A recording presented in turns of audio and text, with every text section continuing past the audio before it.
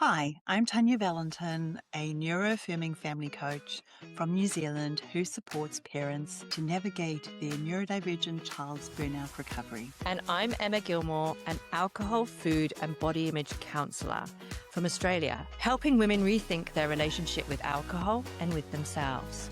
Welcome to Meltdowns, Menopause and Magic, a podcast where two late diagnosed mums talk honestly about midlife, neurodivergence, parenting children in burnout, and finding ourselves again along the way. If you've ever felt overwhelmed, unsure, or like you're the only one struggling, You're not alone here. Grab a cup of tea and come and sit with us. Just invite my friends and colleagues, Tanya, and our main podcast page.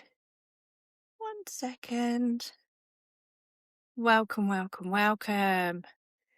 Today we are going to be talking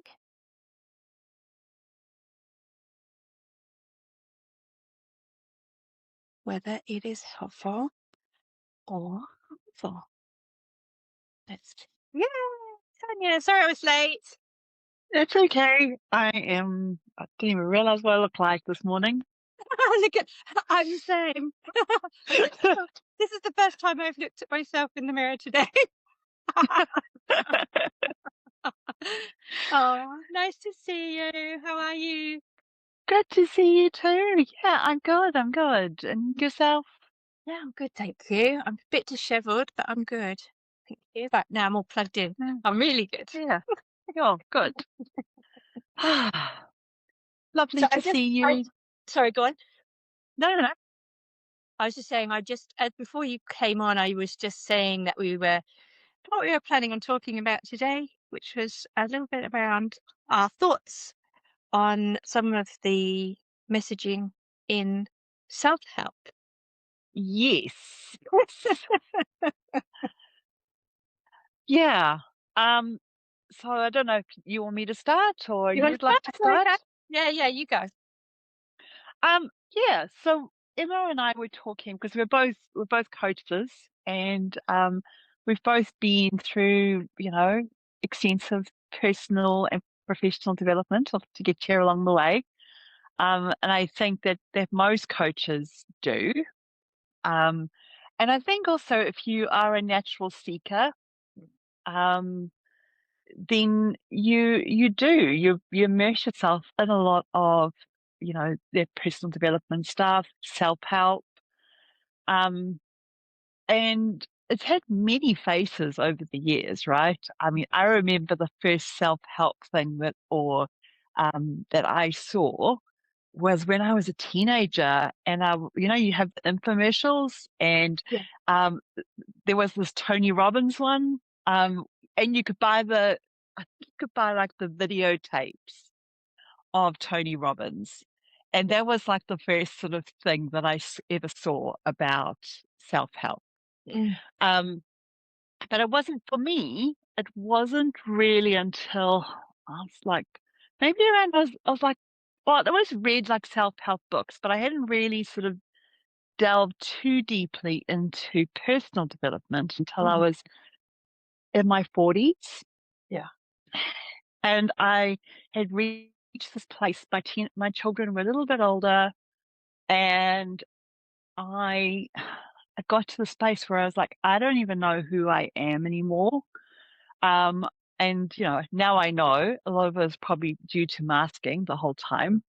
But I really started at that stage seeking, and then had my first encounter with personal development, which was life changing at the time. Mm. But now, if I look back at that process, it was also incredibly traumatic.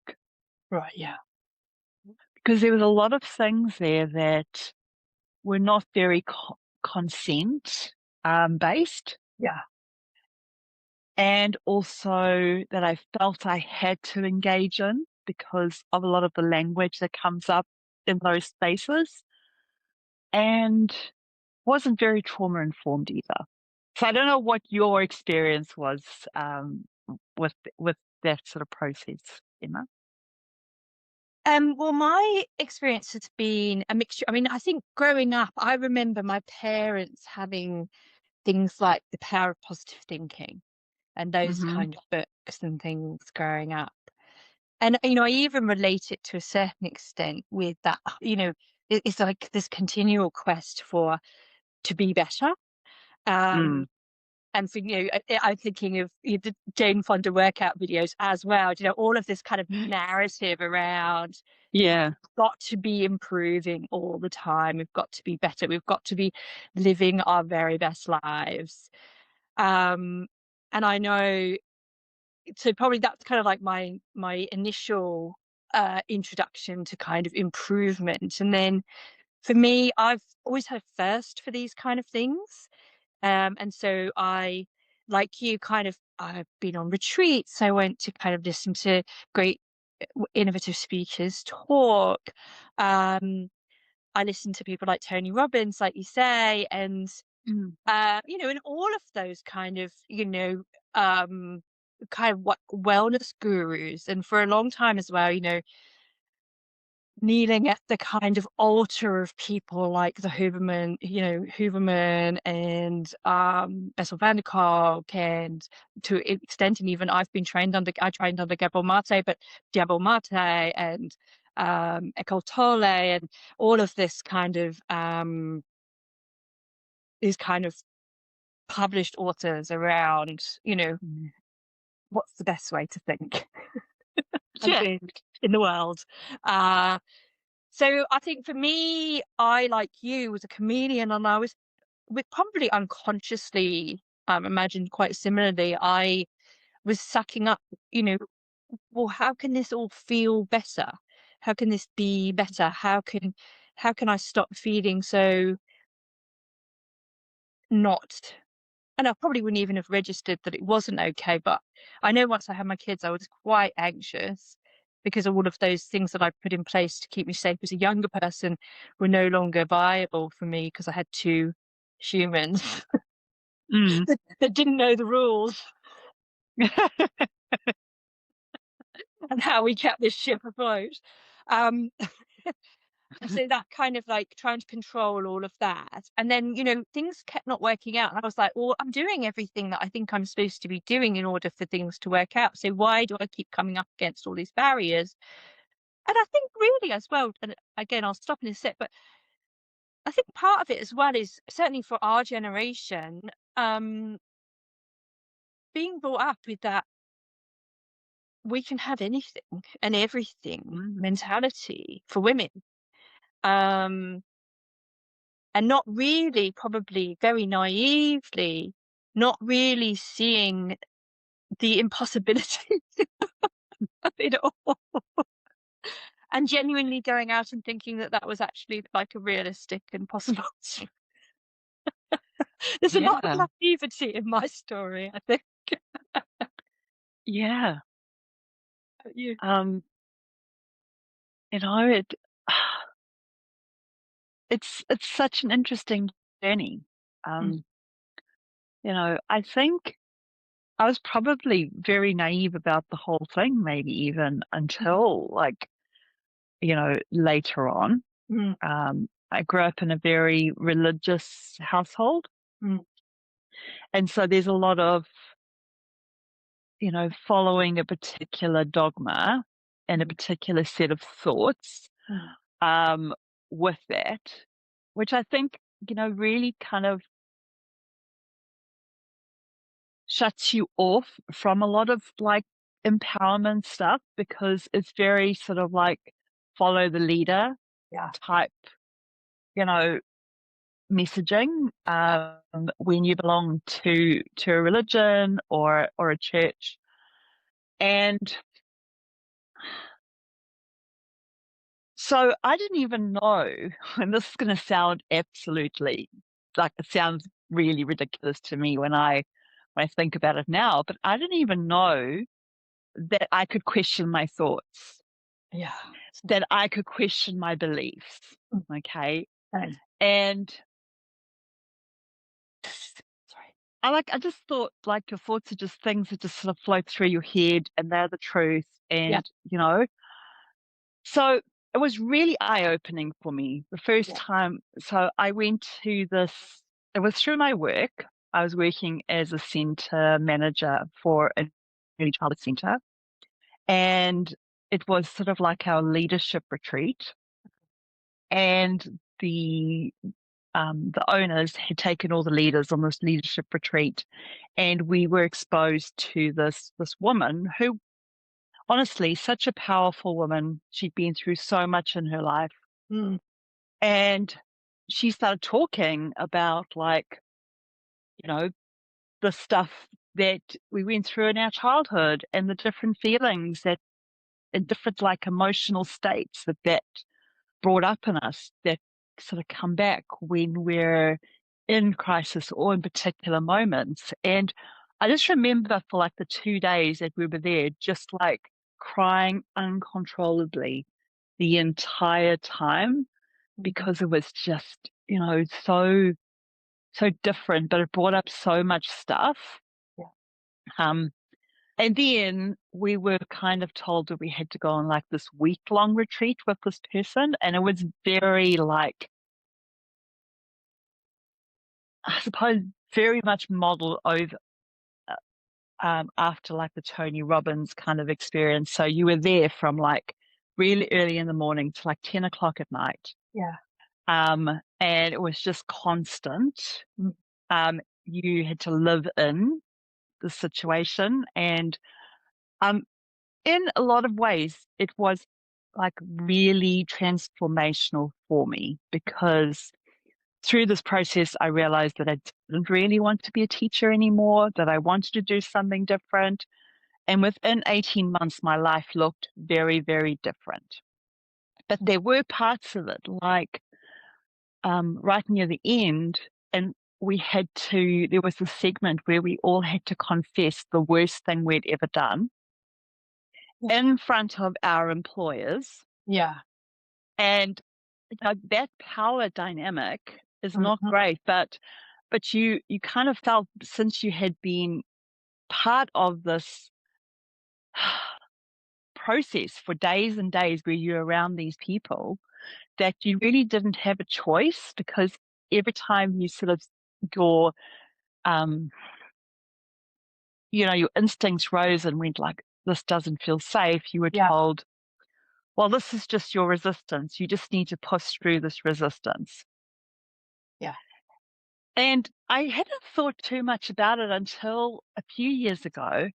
I was listening to the Glennon Doyle's podcast, The We Can Do Hard Things.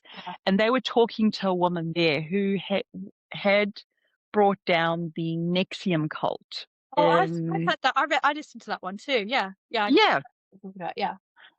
And then they've made me want to like watch the whole documentary and like, because I love cults. I think that probably because I feel like I could very easily have been like indoctrinated into a cult earlier in my life because I was just so naive and open. Yeah. But a lot of the things that the people in that documentary were saying, I could like relate back to this experience. And I was like, oh my goodness, I could have so easily have been part of their cult. Yeah. Like I was probably their target audience or their target person, and could have really got myself into such an unsafe situation. And I also feel like maybe because I am ADHD and I've spent my whole life trying to follow the rules. Yes. And really purposely trying to push myself outside my comfort zone, because no growth happens in your comfort zone, and you've got to constantly push through. I was really probably quite a easy target for abusive situations, and I think a lot of neurodivergent women are. I agree. Because we have been taught that we just need to follow the rules, and that's what keeps us safe. Yeah. And or fit in. and it just really makes us vulnerable.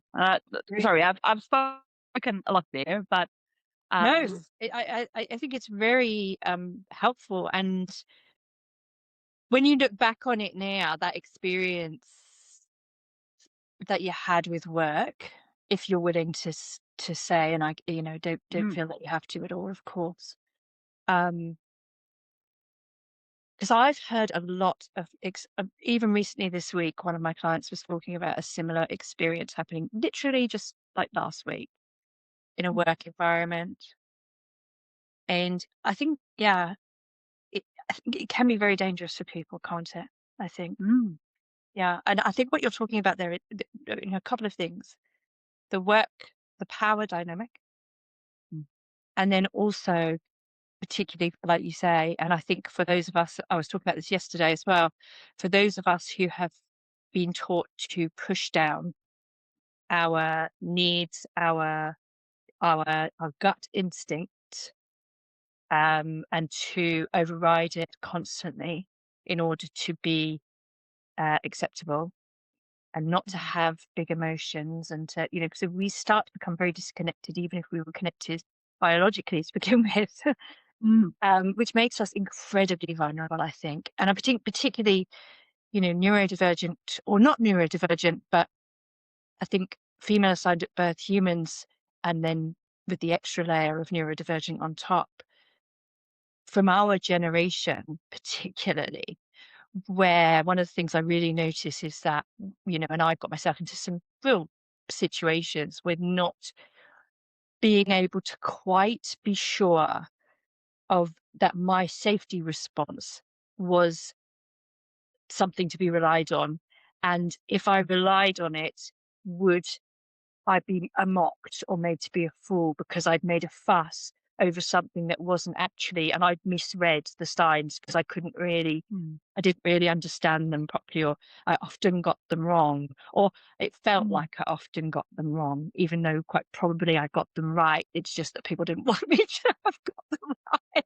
Do you know? Yeah, I think and I wonder for you, having had that experience, which sounds really quite scary, and probably even more so in retrospect, because a lot of the time we do these things, don't we? Because we're kind of operating, and then afterwards you're like, oh gosh, that didn't feel good. yeah, yeah. No, I think when you feel like you don't really have a choice, Yeah. like none of us, you know, well, I know there are probably people who don't feel this way, but a lot of us don't want to be that person, right? That person that's going against the grain, Yeah. the person that's saying, "Hey, like this doesn't feel right. I'm not going to do this." Yeah.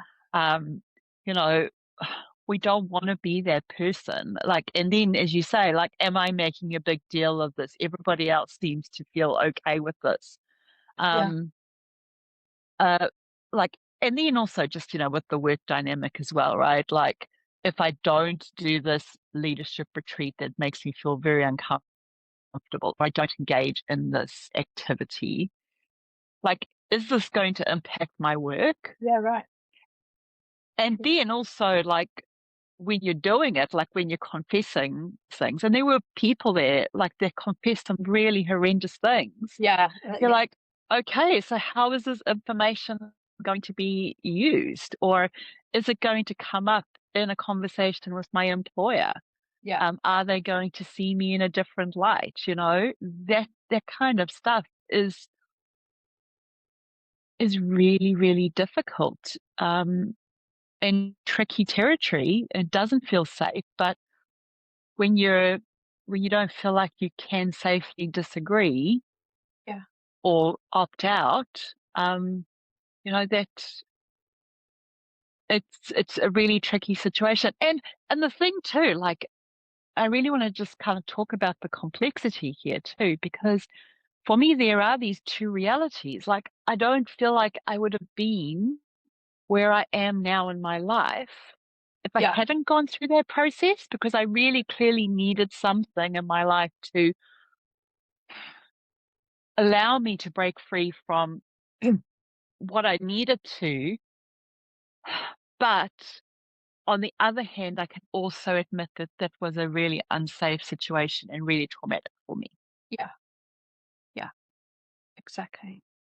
Well, thank you for sharing it as well. I appreciate it because I don't think it's a unique experience. Like I said, literally in the last couple of weeks, had people that I've been working with talking about this exact thing happening and how unsafe it feels, you know? Um, Yeah. I think it's really relevant. And I think it's really um I'm trying to think of the right word, but I think it's very quite dangerous for companies, corporate companies, to be doing this kind of work when they're not really trained to Mm, hold people.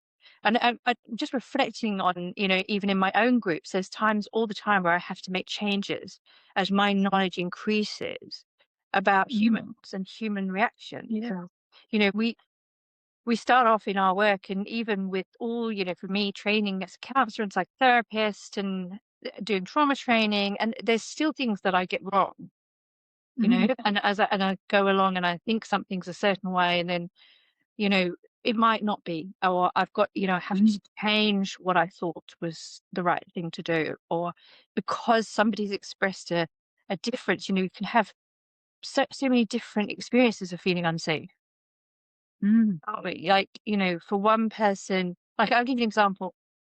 So in group, for in my some of my groups, sometimes people who are kind of on the more extroverted side of things, um, find the more introverted people kind of watching them share their stuff quite unsafe. mm, And the more introverted people don't want to come and share their stuff because that feels unsafe. So it's like, how do you mm, find you can hear both people have a perfectly solid perspective and point of view.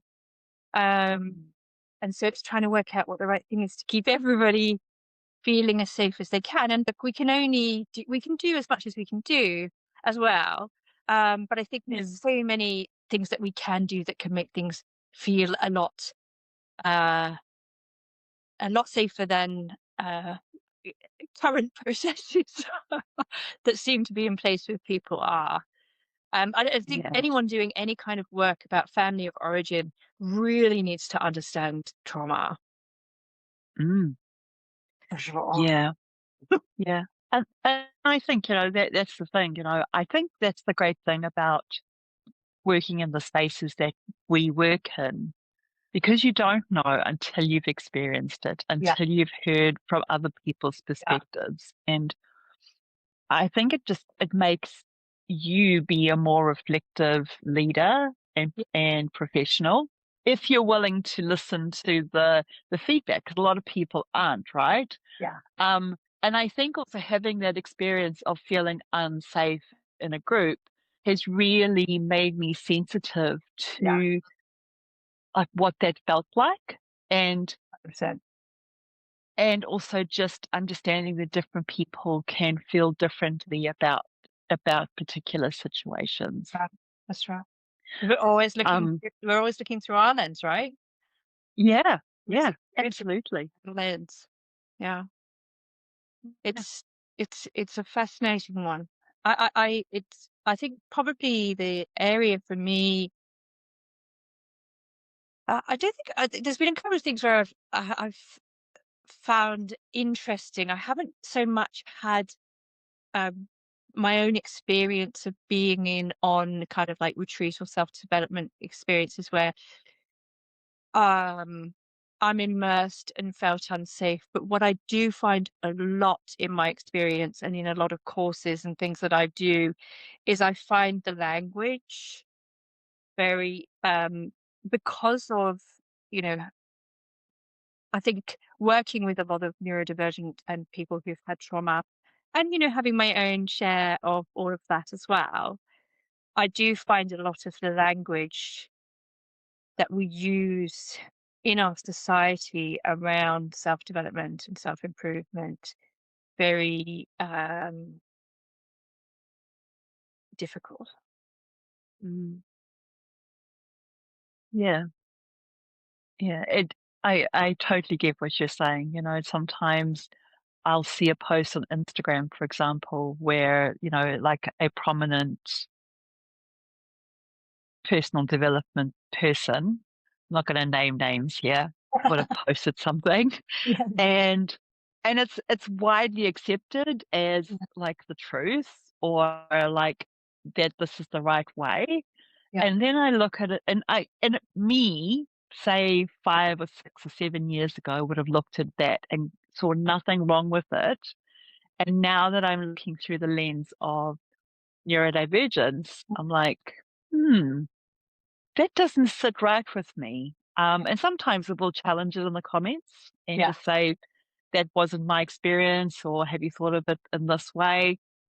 Um, but, you know, it definitely does change your lens when you're looking at it from a different perspective. Um, and I also just, like even just some of the things that we do at the beginning of the year, right? We set Oh, yeah. goals, we Yeah, yeah. come up with our word of the Yeah. year. And those are all really beautiful practices. I don't begrudge people those things if it works. But it can also bring up so much stuff for people, right? Like, if I think about some of the mums that I work with, like where they're just trying to survive the day, and then there's this pressure of like, well, now you've got to come up with your word for the year, and you're like, well, can it be survival?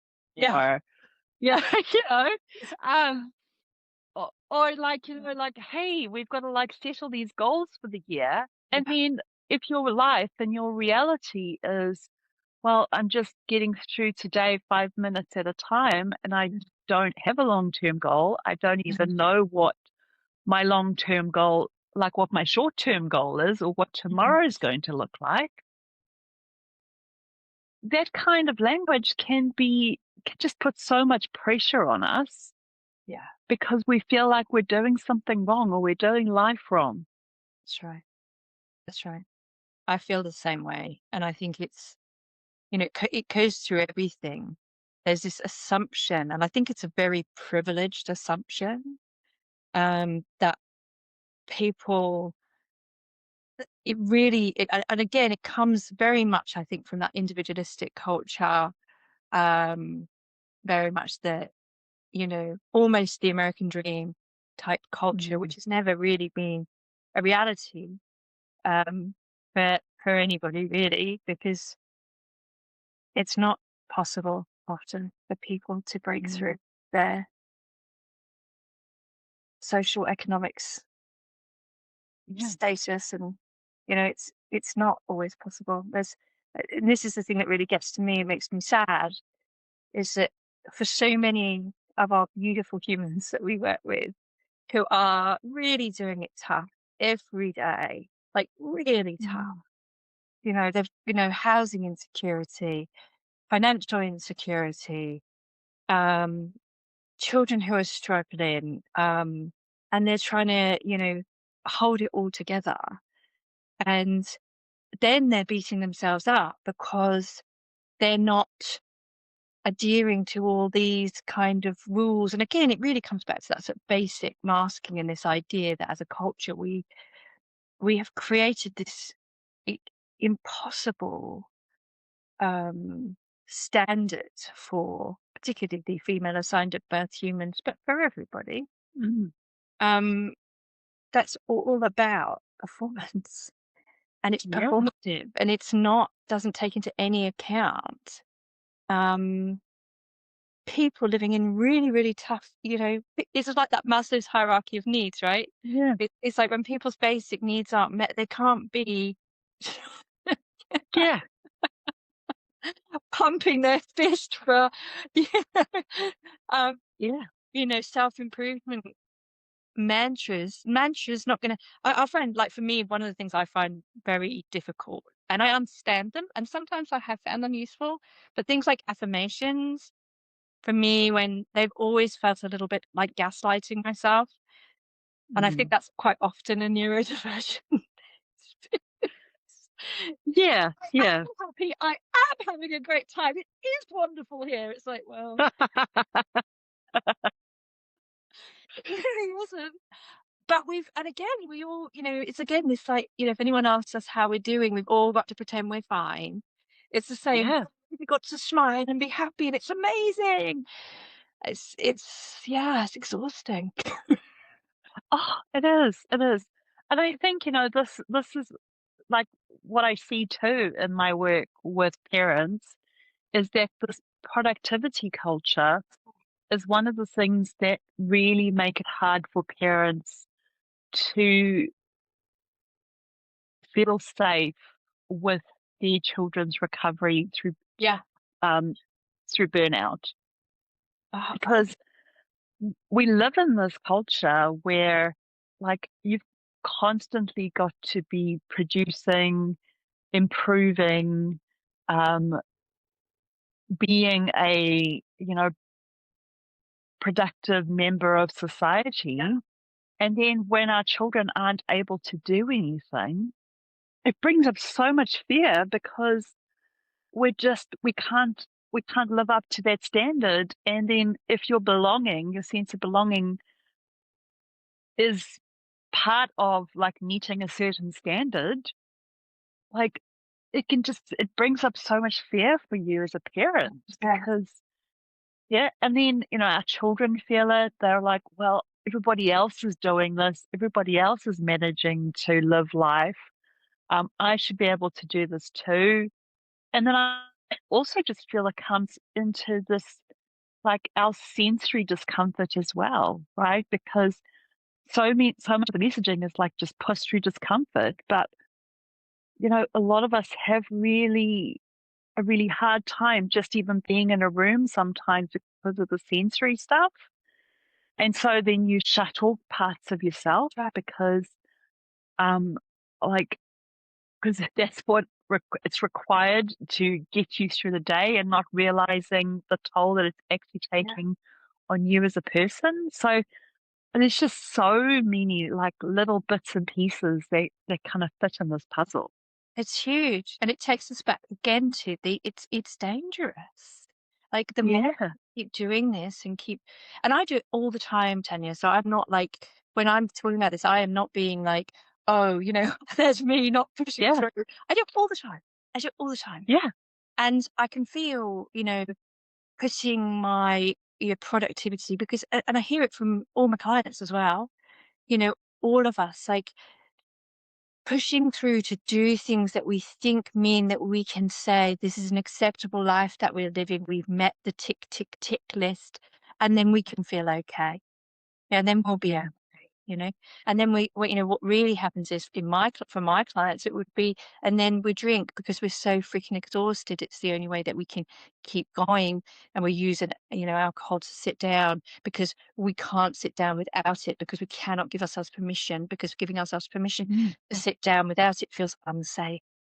Because if we've yeah. never allowed it, because society can and people, in burnout as adults as well as children, looking at themselves and finding themselves continuously wanting because they're not doing the things that their body maybe used to be able to do or that society tells us we're able to do. And again, even with things like when you talk about being in carers burnout, you'll get a professional who should know better, perhaps telling you, "Oh, well, can't you get your kids to help out?" And it's like, "Well, the kids are in burnout as well. We're all bloody in burnout." Yeah, My kids can't cook a meal. I can't cook a meal. No one's cooking any fucking yeah, meals. yeah, I But know. there's that, typical kind of like advice that comes from it's just, I think, unless you have that knowledge or experience, it's just so difficult for them to understand. Oh, absolutely. And I've written like the other thing that I often see is that especially with like some professionals um, that work that assess, children in burnout for like autism and things Yeah. like that.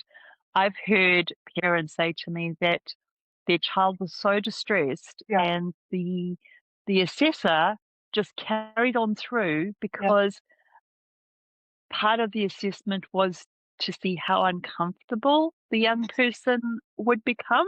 Mm, mm. And, you know, so like, let's traumatize this child.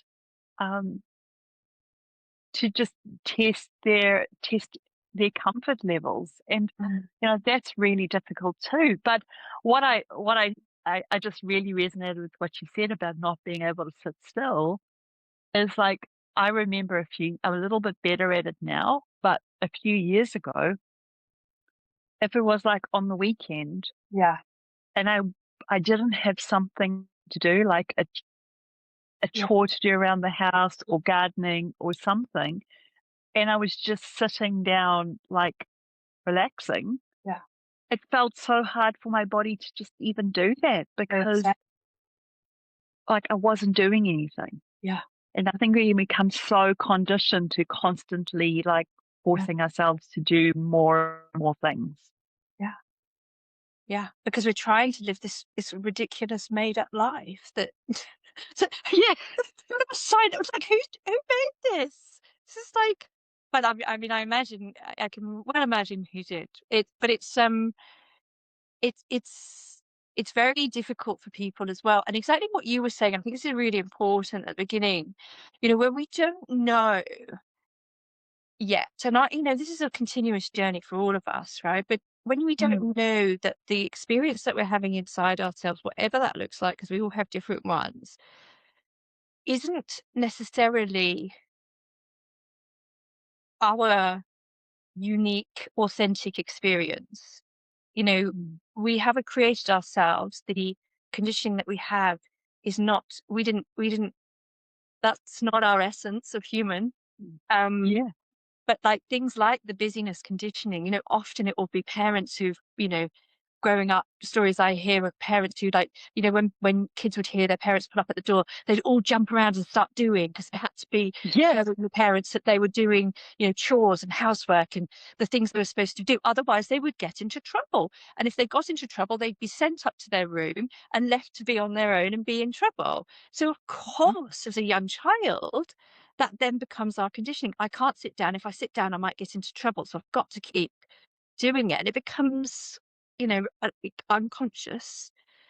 But mm. no one ever gave us permission to sit down and stop. And so we don't know how to give ourselves permission to sit down and stop because no one ever taught Yeah. us. It's like, you Yeah. know, And uh, that's been such a huge thing for me to unlearn as a mm, parent. mm, mm. Um, and I feel a lot of guilt and shame that I perpetuated that cycle in my family with my own children for a very long time. Yeah. You know, when I grew up, children did chores, they did things Yeah. around the house, they helped. Yeah. And yeah, very much if you were caught sitting still or not doing something, then you got in trouble for it, because you hadn't done X, Y, Z. And you know, and my husband had the same upbringing. So with our children, there's always chores, always things that you had to do on the weekend. And like now listening to my children talk about that and how harmful that was for them, And it it really just it's so hard for me to hear it, but it was really important for me to hear it too, because yeah. this is where the healing happens when we are able to listen, see the patterns, recognize that it is just a pattern Yeah. and that we can change it if we want to.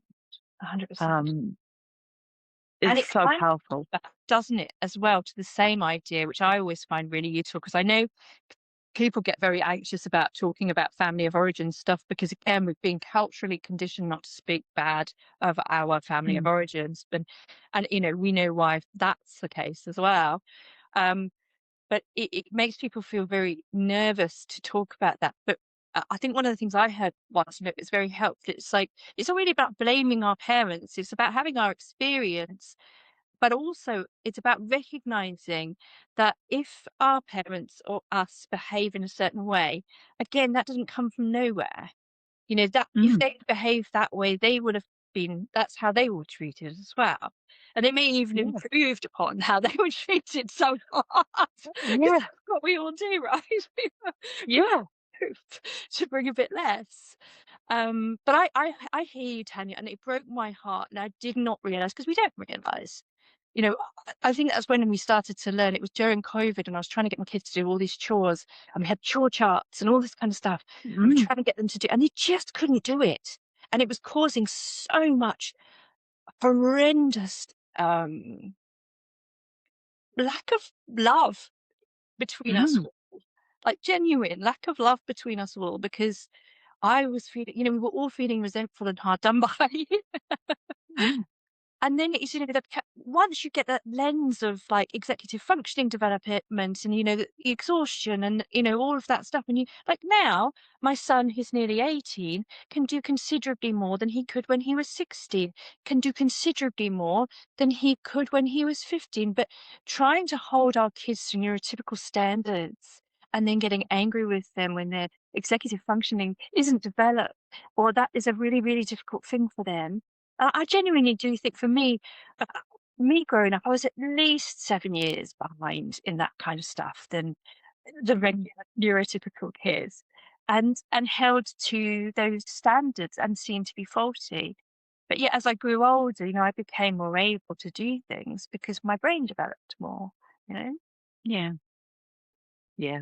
No, I totally hear you. And yeah, I can totally relate to the chore charts and the getting grumpy with each other and, the arguments that often Yeah. happen in families because we're not living up to the particular standards of Because you'll have some our.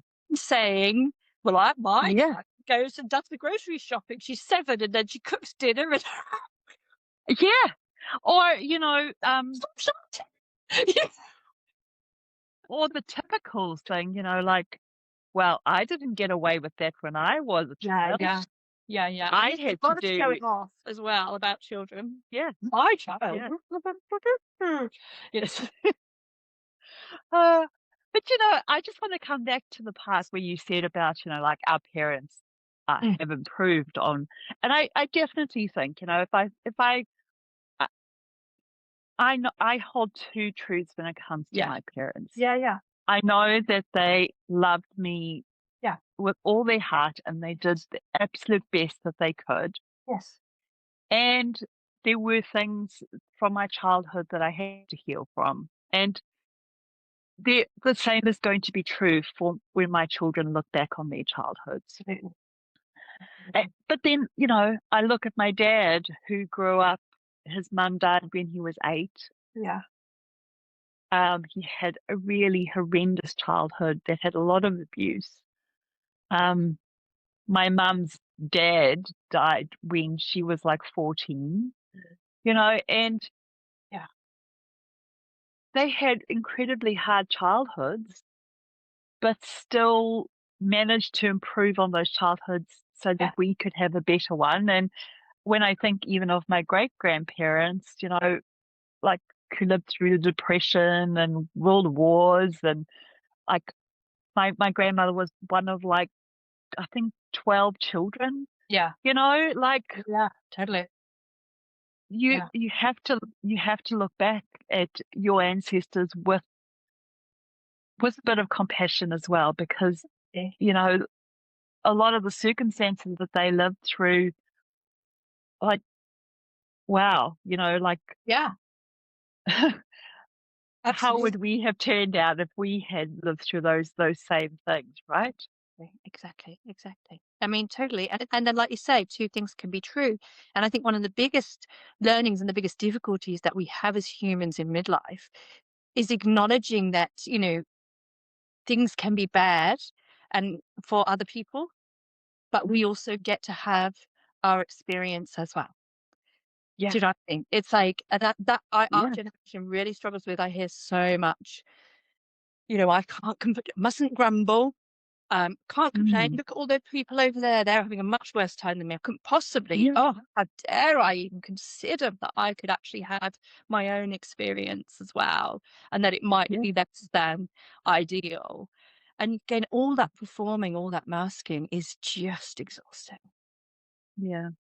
And yeah, and that's where, like, I think multiplicity or holding those two truths at Yeah. once has been so helpful for me, because there definitely is this.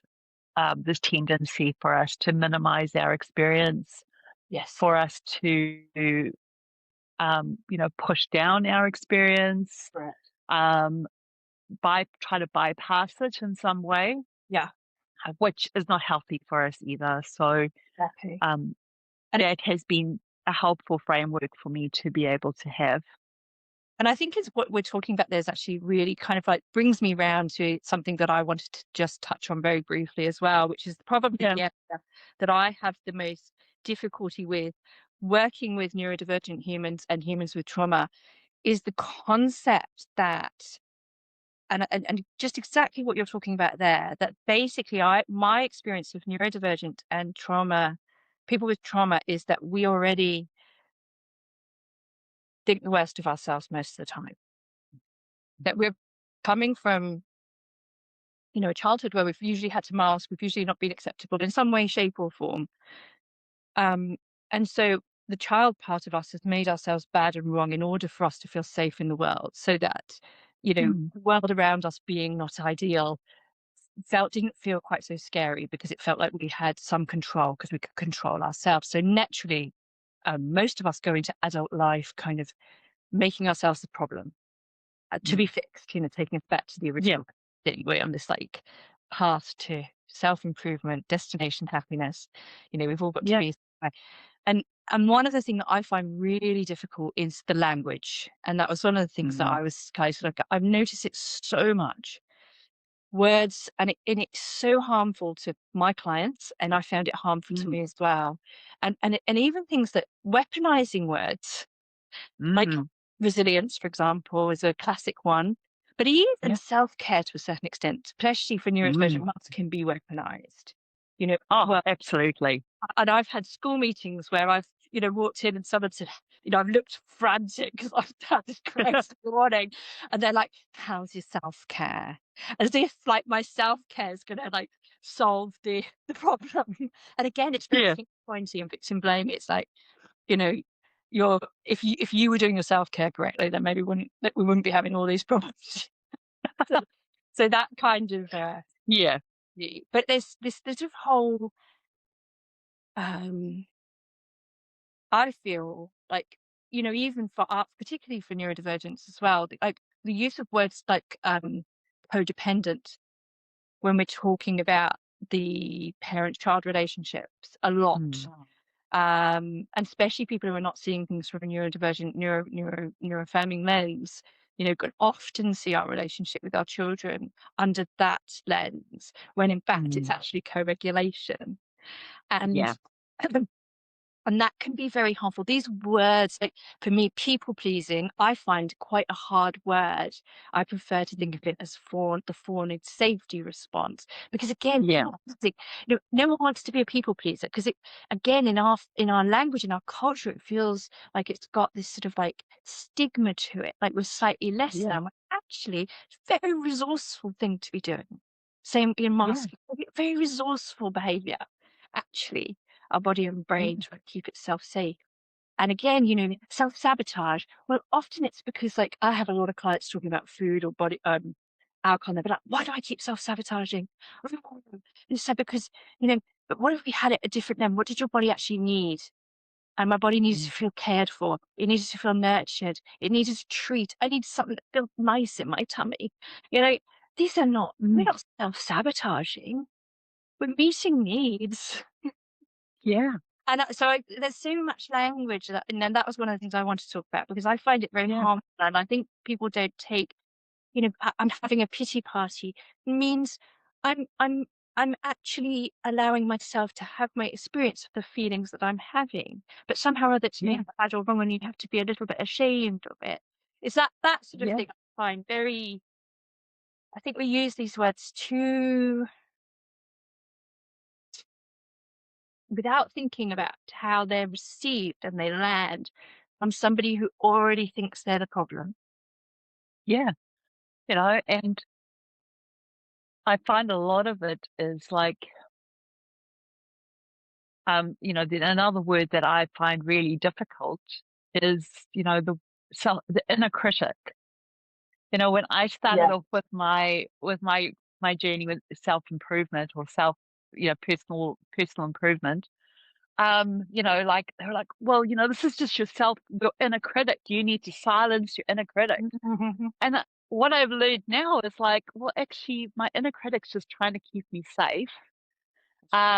This is a really young part of myself that is just really learned that life isn't safe for her. And if I'm going to love myself and take care of myself as a human, I need to love all parts of me, not try to silence or bash parts of myself, because that's still part of me, right? And I find the more that I try to silence the parts of myself that try to protect me, the louder they protest and they show up in all different parts of my life. And then I'm even just beating myself up more because I wasn't able to do what I wanted. So, I mean, my practice now is just like, okay, I can hear you. What did you want to tell me? Yeah. Rather than like, this is a bad part of me that needs to be silenced or punished. Yes. And usually for my clients, that would be it'd be silenced with alcohol, because Yeah. it's like, how do we get rid of that? Because it doesn't feel nice to sit there.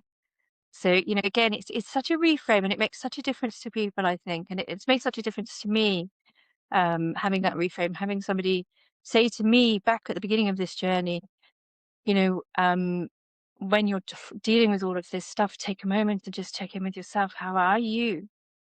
Like take a moment, just like, what's happening for you right now? And it's like, Yeah. what? Yeah. And that your What? experience in this is valid, right? And you have an experience like that you even have. Yeah. Because most of us ND people, a lot of us, we take everybody else's experience into our bodies so much because we're such empaths and we're so sensitive for all different reasons as well. But there's never barely any room.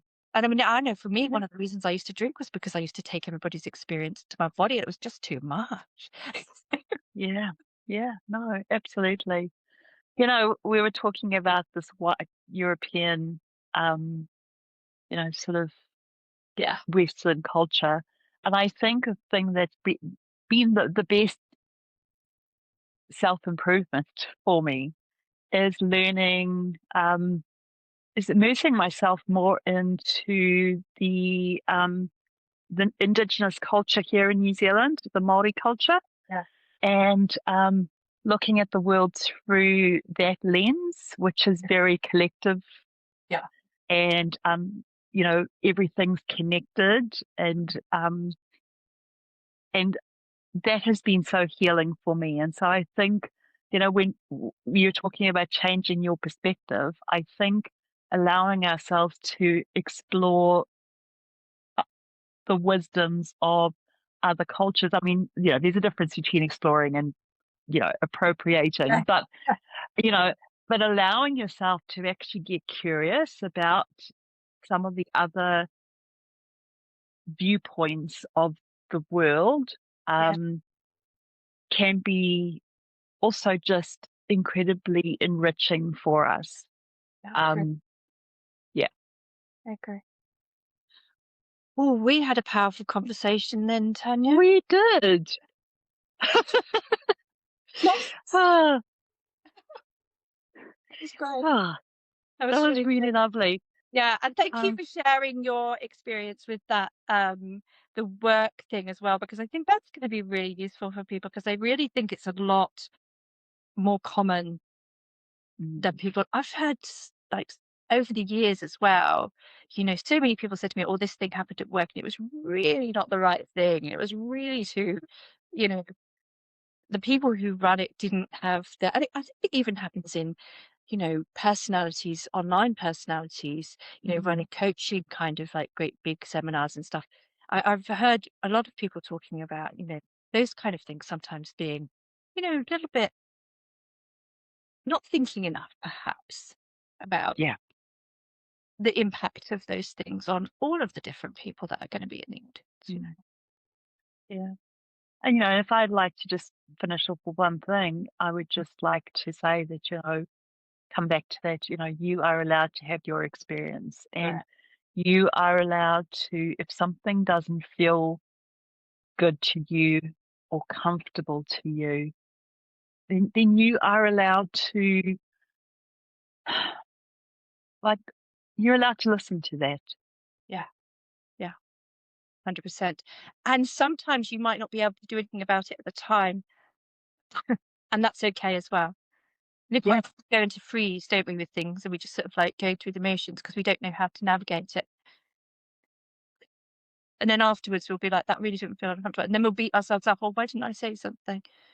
But in actual yeah, fact, you're keeping yourself safe. yeah, yeah. And what we do in survival mode, you know, it is called survival mode for a reason, you know. We did whatever we needed in those situations to Okay. survive. And I think for all of us, like ND people particularly, it's very hard to put boundaries and to stand up for ourselves. And so, Mm, often we'll do it and we'll feel like we didn't do it right. Or, we mm, said it wrong. Like I often feel like that. I'm sure you do as well. And that's okay as well, right? It's like, yeah. like we I know I often am like so embarrassed because I've like tried to put a boundary in or I've tried to say I'm not happy. And I've done it in a kind of like really clumsy way.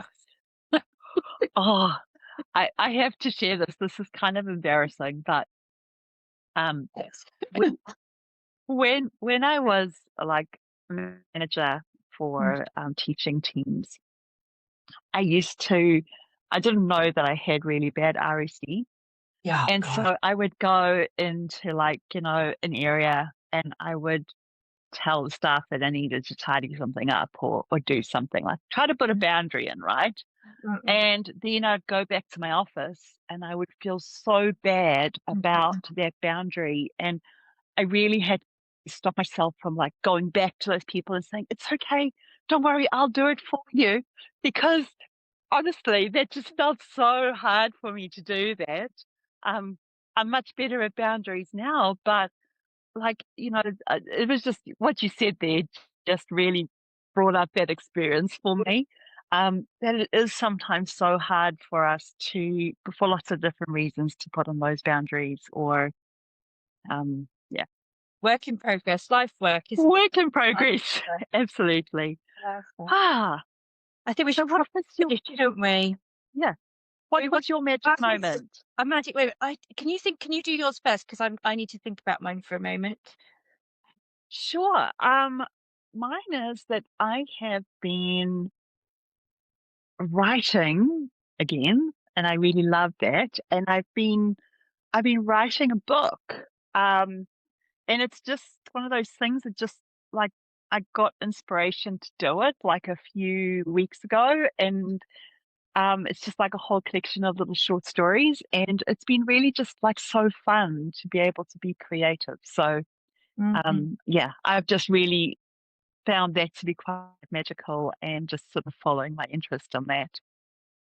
Yeah, lovely. Absolutely lovely. I love that too. I would try to think of mine. This has been a bit of a tough week for me. Um, Mm, but I have had moments, and I think probably yesterday I spoke at the Yellow Ladybugs conference recording panel, and that was really scary. And I've also got massive RSD over it, as you would imagine. mm, But it was so lovely to feel like I could speak because I think sometimes as parents, particularly, going through, the burnout and the school can't and all that kind of stuff, we often don't mm, get to ever be heard. And so it was really mm. nice to at least feel like, you know, I'd been able to kind of share a bit of my story so that it was out of me. Does that make sense? I know that sounds so funny, Yeah. but like hopefully someone else will resonate with it, but also I had made a record of it, if that makes sense Yeah. too. There's something powerful about that storytelling, like you Yeah. were saying. It's like, and I wonder if we need more of that, Mm. getting, having, feeling seen, feeling heard, feeling, you know, witnessed, I guess, in our experience, right? Oh, absolutely. And I saw like you posted a little clip of that recording in your story, and I think you did really well, Emma, from what I saw. There was lots of crying though. I'm like, Oh, I cry all the time too when I share my story. And you know what? I think that's such a normal thing for us to do because it matters. yeah, yeah, it does. It does. It does. It does. Yeah. Oh, thank you, Tanya. I've really enjoyed speaking with you today. I'm so glad we did this. Because Tanya, earlier I was like, I'm feeling a bit flat. And Tanya's like, you don't have to do it. And I'm like, no, I think it will give me energy and I will really enjoy it because it's lovely to talk with you. And it definitely has. So thank you so much for today. Oh, it's a pleasure. You take care, my friend, You and too. we'll catch each other next week. We will. Take care. Lots of love. You Bye. too. Bye-bye. Thank you for spending this time with us. If this conversation helped you to feel a little less alone, Or you're a late diagnosed mum navigating alcohol and body image in midlife. or you're parenting a neurodivergent child in burnout and need support, you're welcome in our communities. Links are in the show notes. We'd love you to share this with another mum who might need it too. Please be sure to like, comment, or subscribe so that you can be notified when new episodes air. This also helps the podcast reach more mums who need it. This podcast shares a lived experience, not medical advice. Please reach out to a professional if you need individual support. We respect a range of lived experience. All guests appearing on the show are talking from their own individual lives, and their view may not reflect the host's perspective.